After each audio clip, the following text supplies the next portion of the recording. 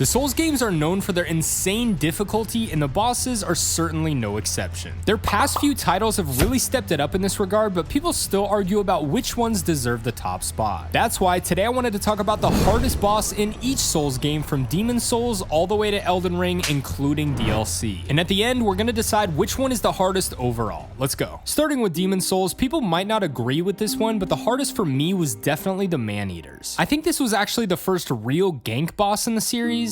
Yay. But that's not the part that gave me trouble here. It's the arena. The bridge you fight them on makes it super difficult to deal with a gank because while they might be able to fly around as much as they want, you don't have that same luxury. Seriously, half the time you just spend waiting for them to fly back in range for you to hit them, reminiscent of another boss that puts anger in the pit of my heart. Luckily, they don't really have a ton of health, and the second one doesn't come in until later, but half the time I just get so greedy trying to kill the first one that I end up falling off the side like the Dragon Rider. Some of their attacks feel kinda cheap at times because they don't have much of a wind up, but they don't do a ton of damage, so it's usually not too bad. Demon Souls doesn't have super difficult bosses as a whole, and I'm sure a ton of people will say Flame Lurker is way harder, but he never gave me that much trouble, to be honest. The Man-Eater stressed me out so much in my first playthrough, and it's possible I was a little bit underleveled, but every subsequent playthrough they still end up being harder than the rest of the bosses. And sadly, Demon Souls doesn't have a DLC, so we never got to see what would happen if they stepped up the difficulty in this game. RIP to our dreams of getting that 6th Archstone. That was a real hit below the belt. And speaking of below the belt, today's video is sponsored by Manscaped, the global brand for men's grooming and hygiene products. If you're tired of the pain you get from boss runs and shaving, Manscaped has just what you need. I remember when I first played Demon Souls, young Ember was struggling to shave for the first time, and it wasn't his face. He was taking out a nice young lady to the movies that night, so he wanted to make sure he was all fresh and clean down there. Let's just say it felt like I was using an ultra great sword to shave down there, and things were cut and it wasn't a good time. Needless to say, young Ember did not make it to his date that night. But I actually bought the Lawnmower 3.0 a while back from Manscaped, and it was life-changing, so I was really excited when they were nice enough to send over the Lawnmower 4.0 for me to try out. This is Manscaped's 4th generation electric waterproof trimmer with advanced skin-safe technology, which reduces nicks and cuts on the most sensitive regions of the body. It's cordless and waterproof, so you can trim in the shower.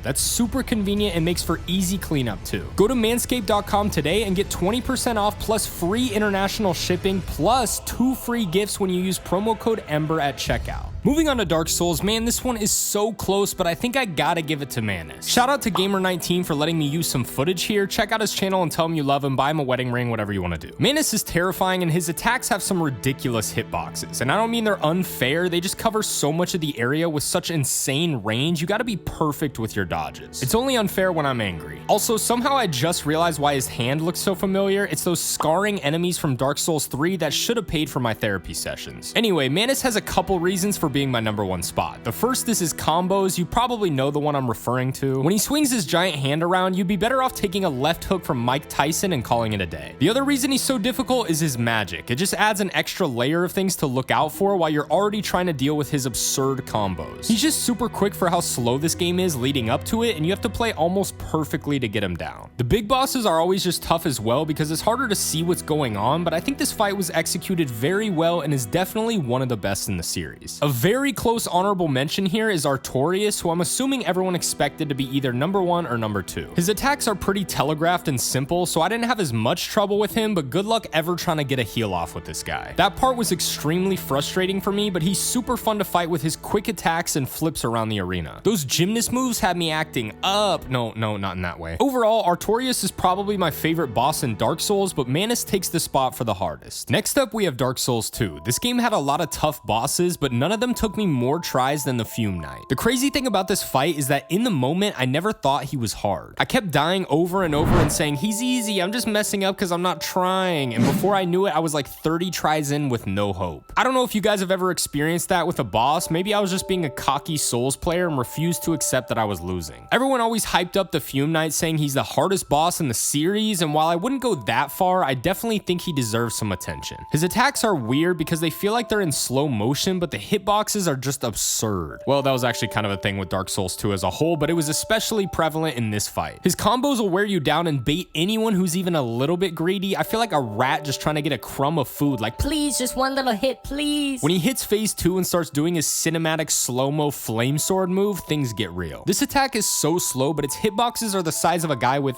well, a lot of confidence. This move in particular frustrated me the most because it seemed like it should be so easy to dodge, but it got me every time. But I also didn't level adaptability like an idiot, so really who was in the wrong there? Sir alone is probably a close second here due to his speed, but shields make him pretty trivial, and I think a big part of his difficulty is the horrendous boss run. Boss runs are normally what make most of the bosses in Dark Souls 2 hard for me, but the fact that the Fume Knight could give me that much trouble without one really proved why he earned this spot. Moving on to Bloodborne, this one was tough as well, but I think I gotta go with the Orphan. I'd give an honorable mention to Lawrence because I think he's pretty close, but I'll talk about him in a second. I won't lie, I beat Orphan of Cause on my first try in my first playthrough of Bloodborne, but I think I was a bit over leveled for the DLC because Lawrence only took me one try as well. But that definitely doesn't mean they were easy. Orphan is one of the most aggressive bosses in the Soul series, and the only reason he almost didn't make this spot is because you can parry him and backstab him, but I'm horrible at pulling that off, so I never did it. But the way he can just combo you to death so quickly is what gave him this spot for me because this kid is angry. Each attack is just massive, and the way he chains them together and gives you no breathing room at times, all you can do is dodge and hope his baby legs give out so you can get a hit in.